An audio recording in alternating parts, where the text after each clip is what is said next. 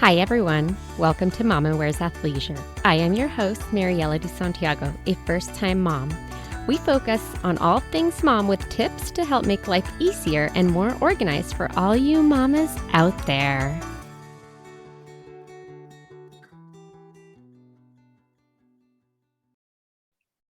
Hi, everyone. Today I'm here with Jenn from Tighten Your Tinkler, and we're going to talk a little bit about breastfeeding ergonomics and how to find the best position when it comes to breastfeeding. Hi, I am Jenn Lormand. I'm a clinical exercise physiologist and a published medical researcher. My business partner and I, Christina Walsh, started our business Tighten Your Tinkler about 4 years ago after both of us sustained issues postnatally. For myself, that included dealing with stage 2 prolapse of bladder, uterus, and bowel, and a whole host of other issues, including diastasis recti. And in my private practice, one of the things that I did with a lot of women is focus on kinesiology and biomechanics, because as an exercise physiologist, that is my jam. And with new moms in particularly, what I began to notice a pattern of was how improper nursing position was contributing to things like, besides back pain, which is kind of obvious, but also pee leaks and prolapse and decreased time healing of their DR. And so I'm excited and really passionate about diving into this topic today because it's a ginger time of life. It's a very vulnerable time, especially if, like myself, maybe you thought you were going to have a vaginal delivery and you ended up having a C-section, or your birth plan didn't go according to how you thought it was going to. And now welcome to breastfeeding and all of the challenges that come with that as you're trying to heal your body from birth. It's a very vulnerable state that we find ourselves in as we are learning how to breastfeed. Lots of very good points. And you also mentioned so many different topics that I've also had episodes on, which you really don't know or think about or really learn about until you're experiencing them, right? Yes. But I would love if you would be able to talk a little bit about what is breastfeeding ergonomics and why is this important for nursing mamas? Breastfeeding ergonomics is just a fancy word for proper position, right? Most of us might be familiar with this word in regards to workplace ergonomics, right? Because as we spent more time sitting at computers, more folks started getting injuries from improper work ergonomics. And the same thing is true for your nursing position. We spend over 18,000 hours feeding our baby in just the first year. So anything that you're doing for that period of time, the position that you're in really does make a tremendous amount of difference. And so what I want to say first and foremost is, if you are in the beginning stages of nursing and having problems with latching and all of those types of things, I don't want you to stress or hyper focus about your position in that state. Obviously, you need to get with a lactation specialist and focus on the immediate thing, which is actually getting baby good nutrition. So I just have to say that caveat, because I think oftentimes we are so hyper focused on taking care of babies that we lose ourselves. And while this is important for you, obviously feeding baby is number one priority. So give yourself some grace here before you hyper focus on this. Now, if you have been nursing for a couple weeks and you feel like you've gotten some good momentum going, but you're noticing maybe you've got some neck discomfort, some shoulder discomfort, some back discomfort, all of that is pretty typical post-birth, right? Because we're dealing with a weak core, a weak pelvic floor, weak back extensors. And those are our postural muscles that really help us to sit up straight and be able to support us in both a standing and a seated position. So it's going to be important that you give your body a little bit more support during this time. And that's what breastfeeding ergonomics is all about. And I'm excited to share some specific tips for each mom about that. So I'm sure this probably might be a little bit different for different mamas depending on like the size of the baby, but would be the best position, or what are some really good positions for nursing? Yeah, obviously that's super personal. I know a lot of women really enjoy nursing in that football position early on, laying down. If that's the case for you, my suggestion in terms of ergonomics would really be to give your lower back support, make sure that your knees are bent, make sure that you've got a pillow placed underneath your knees. So that's going to help reduce some of the pressure off the backside of your pelvis. That would be my tip for that position. Most women, I know for myself, I nursed 3 babies. I'm a mom of 3, and I nursed all my babies for at least 6 months. And most of the time that I spent nursing was in a seated position. My babies were super big. And so nursing in those carrier things, because of how long they were and how heavy they were, did not work for me. I know a lot of women love doing that, but I'm going to specifically talk about if you are using one of those carriers to nurse, standing and doing other activities, just make sure that you've got good posture, right? That you're not rounding your shoulders forward to help baby get to breast. And we're going to talk about that also in that seated position. So when you are seated nursing, the easiest thing is to try to bring breast to baby, right? Particularly if you've had problems with latching. What we want to do is bring baby up to breast, which I know all the lactation consultants talk about, but oftentimes women actually are not getting baby high enough. So what we recommend is taking a couple of bed pillows, or really firm sofa pillows can be great, and putting that first on your lap and then placing your boppy pillow on top of that so that baby can lay there comfortably and really get the same height as breast. That's going to be really important for not rounding your shoulders forward. And the reason why you don't want to do that, aside from the strain on your low back, is that when we're talking about decreasing healing for DR, we're also talking about decreasing P leaks or downward pressure.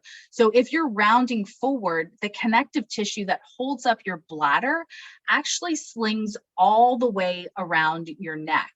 And so if you're rounded forward with that forward head position, it's going to increase P leaks, pressure, and it's going to create more pressure on that DR. And so you really do want to make sure that you're sitting up nice and tall.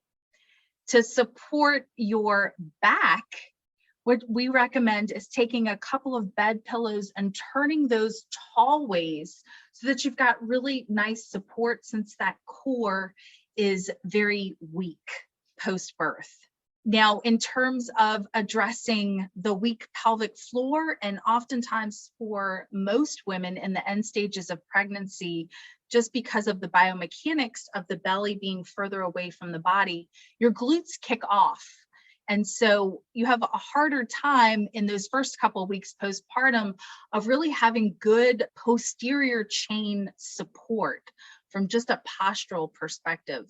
So what we want to do is take like a kiddie stool, or if you don't have an ottoman, and make sure that you've got those feet raised, so downward pressure on the pelvic floor and the pelvic organs. I love that you made lots of really good points. First, the baby carrier. I've always been jealous that people were able to. Me too.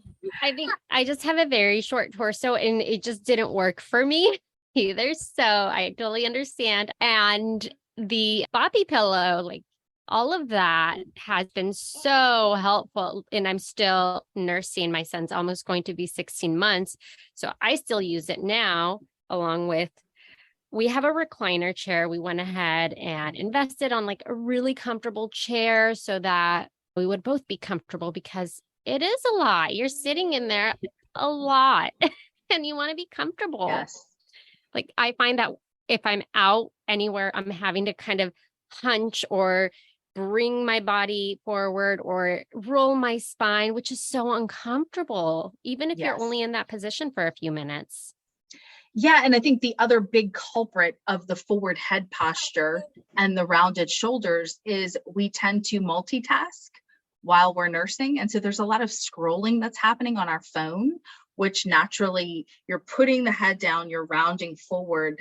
A lot of women postpartum deal with wrist pain And that can be avoided by simply, if you have like a loopy case or a pop socket on your phone, I'm not telling you to not scroll, because look, I'm type A. I always try to take advantage of pockets of time where my baby is busy to actually check things off of my list, but making sure that you're bringing phone up to face and that you've got good wrist and hand ergonomics, because after baby, we tend to pat. There's a lot more of flexion, extension, and side to side motion in the wrist that you weren't doing before, which can also exacerbate the joints due to extra relaxin in the system post-pregnancy that takes much longer to get rid of while you're nursing. So it makes the joints a little more loosey-goosey, so to speak. I know you've had several other great guests that have talked about that.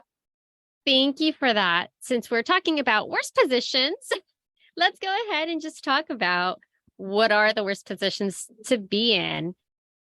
Yes, being in that shoulders rounded forward, having that pull on the low back where your feet and your pelvis are not supported, all of that for prolonged periods of time can really cause not just an increase in P-leaks, slow down the process of healing your abdominal separation if you have one, but it's also leading to shoulder instability, which I can just tell you in my own personal practice, so many women in that first year postpartum that I worked with had rotator cuff injuries, momming injuries, because they were improperly nursing and then they were driving with their baby in the back seat and did the whole reach behind move because to grab a passy or a snack cup or something like that. And all of a sudden, oh goodness, now I've got this rotator cuff injury that had really been building because of the improper positioning and tightness and weakness that was happening in both the shoulder girdle, and same principles apply for pelvic floor. A tight pelvic floor is a weak pelvic floor. So anytime you've got tightness somewhere, it's not good. It can lead to injury, and usually does if you don't fix it. I feel like you answered my next question about what this does. So you mentioned the rotator cuff. You've already mentioned a number of other issues that can occur, or I don't know if symptoms would be the right word, but yeah, basically a lot of what moms may go see a pelvic floor therapist for, right? The DR. Pelvic floor therapists, chiropractors, massage therapists. A lot of people see a lot of different practitioners for some of these issues. And certainly with that forward head posture, the other symptom that we didn't talk about is that can cause migraines due to the chronic tightness in your traps, your upper back, and your neck. When you're having those shifts in hormones that come postpartum, that can be a perfect recipe for migraines as well. So this really has a tremendous impact on the cascade of symptoms that can be caused by being in that position and you're just not comfortable. Part of nursing is supposed to be to really enjoy that bonding time with your child. And that's definitely difficult when you are in pain and uncomfortable doing that activity. Yeah, it's such a good point about being comfortable. You're spending, like you said, 1,800 hours, at least that first year or more, right? Especially if you're predominantly or mostly just breastfeeding, not including the pumping. So the comfort piece is super, super important. And yes, having that phone, I have my charger right there because I'm like you, where I need to use every second. I think all moms, right? Here we are, we're Googling something because all of a sudden baby is going through a different milestone and we want to know about it, or we want to see if baby is on track. There's just so much. It's overwhelming. Yes, very. In so many ways.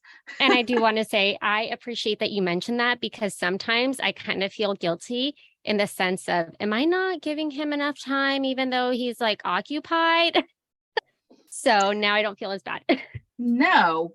Well, and we all know the power of that skin to skin touch and what that in itself is doing for our babies, whether we're breastfeeding or bottle feeding, just having that contact with us is very meaningful to our babies. And we're all trying to do the best that we can.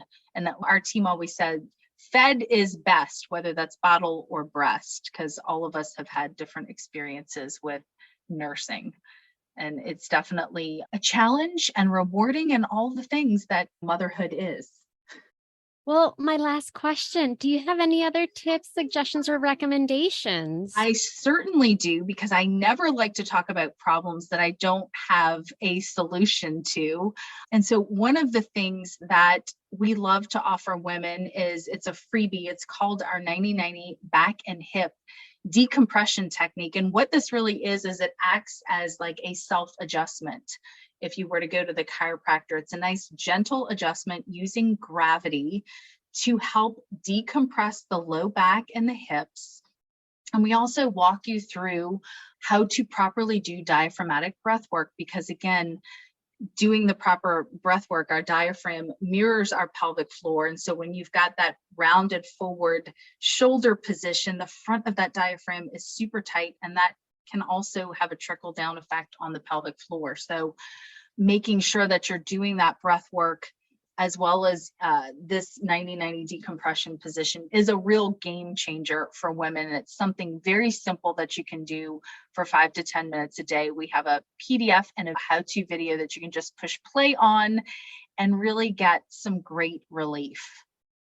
Thank you so much. I appreciate that. And I believe you're also going to have an offer for anyone that is interested in any of your other programs or services. Sure. So that is our freebie, and we offer a couple of different programs. We have a curated resource for all things that moms need to holistically heal from home, and it's called Healing from Home. For post-birth, we have a lot of women, holistically minded women who are prepping for birth, that often purchase that in their last trimester, so that when things happen, they know what to ask at their 6-week follow-up. They have a list of resources ready to roll in the event that they are dealing with hemorrhoids or tearing, or how to properly care for their C-section scar. All of those things are in our Healing from Home resource. And then for women who are currently might be dealing with things like issues of pressure, pee leaks, bowel issues, all of those things, we offer our signature program. And that is based off of the research that we published in the Journal of Women's Health Physical Therapy, where you get to do this 10-minute-a-day routine from the comfort of your own home on your own schedule, without having to do Kegels or insert any devices. So lots of women really like to have that option. And we are offering a $50 coupon for your listeners, and the code is MWA for Mama Wears Athleisure. That's all caps. And that coupon is good for any of our offerings. Thank you so much. I appreciate it. I appreciate you taking your time. I know you're so busy, but having this information is super, super useful. Doesn't really matter what stage in that breastfeeding journey you are, right? So that's correct. It's never too late to make a positive change. Well, thank you again. All right. Thanks. Thank you for listening. Tune in next week for our next episode. You can find us on Instagram for more updates and tips. Be sure to subscribe wherever you listen to your podcasts, and give us a review if you like us.